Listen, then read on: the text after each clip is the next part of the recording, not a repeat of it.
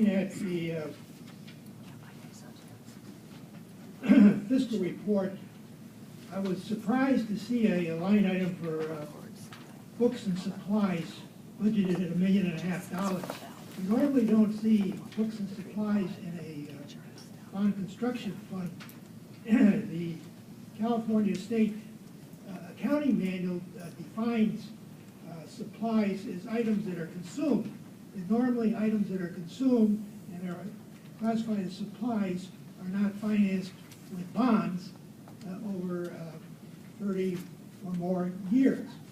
So I'm curious what books and supplies of $1.5 million were funding with bonds. Secondly, I noted that the capital outlay budget between the budget for 14-15 and the revised budget was decreased by $83 million, which is a significant decrease. Thirdly, I note that the last update of the master plan was in 2007. So based on some of the discussion we've already had at this meeting, it's difficult to understand how that master plan relates to the slides and the presentations that we've heard. Thank you, Mr. Gentner. I'm actually curious about the books and supplies question myself. Ms. LeBlanc, do you know? Mark? Mark? Yeah.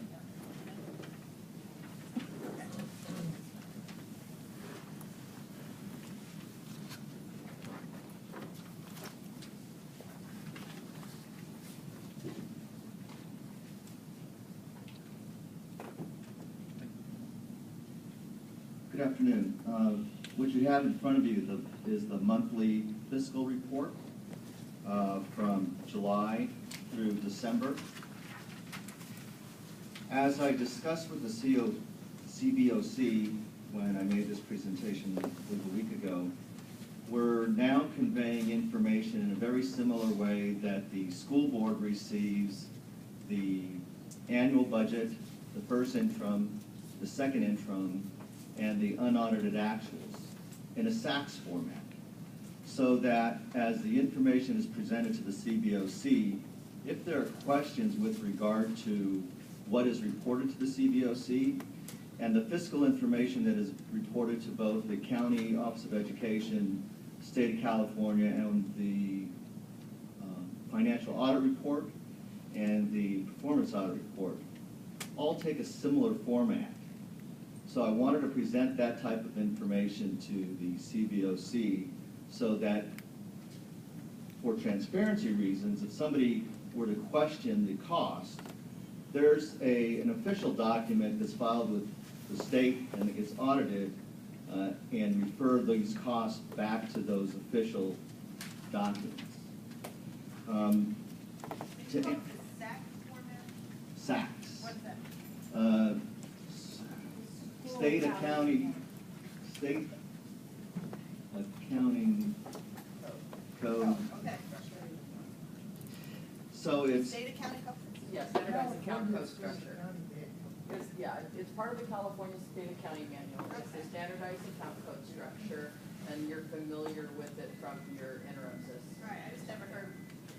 When we talk about items related to function and object, that's the state account code. That's part of it, yes. what is reported here is the object codes. So you'll have the certificated salaries, classified salaries, the employee benefits, books and supplies, and according to the California School Accounting Manual, what gets charged there and what has been budgeted here are items for technology. The bond program is funding some Common Core computers, as the school board is aware of. So the line item for that in this California School Accounting Manual comes under books and supplies, and specifically the 4400 object code. So that's what that line item is for. There's not a line item for technology? There is. Most of that is under books and supplies. To be more, I could break this down in more detail that were the pleasure of the subcommittee. I'm just trying to understand, if it is in fact technology, why do you use the books and supplies code? Because that is the reference that is used in the California School Accounting Manual. That is the only object code you've got. You don't For the have- 4,000s, that's how that's referred to.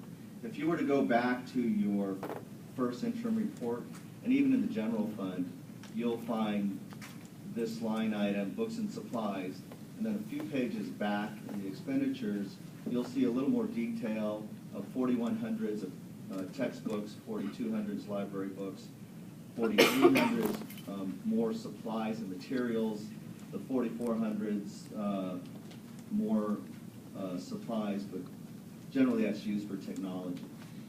Oh, okay. It's So the, kind of a so the catch-all. computers are purchased there, and as Mr. Unger had indicated, the life of those computers are typically 5 to 6 years in school districts. Right. So it's a shortened life, but that's where these items get charged. Okay. To kind of follow upon Mr. Bonet's comments, specifically within our bond program, we issue short bonds. In other words, bonds that the debt is paid off within 5 to 10 years to make sure that we have captured and not capitalized expenses such as that over 40 years. That's one of the things that we've talked about when Right. we adopted the Common Core project as part of our technology efforts and as part of our bond program. So what we've listed here in the first column that says 14-15 budget, that was the budget that was approved by the board in June. And then subsequent to that, we've had budget revisions, and that's in that second column. And then the columns that precede are for each month and the expenses for each month and income associated with that. The top line, we have the interest income, and then down towards just a little bit below the middle of the page, we have the other financing sources and uses.